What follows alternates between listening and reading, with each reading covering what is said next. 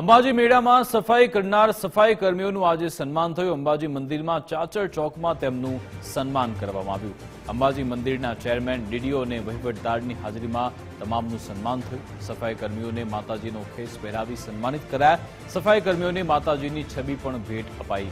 સફાઈ કર્મીઓએ ટ્રસ્ટનો આભાર માન્યો। સફાઈ કર્મીઓ મેળામાં સતત 24 કલાક સફાઈ અભિયાનમાં જોડાયેલ હતા।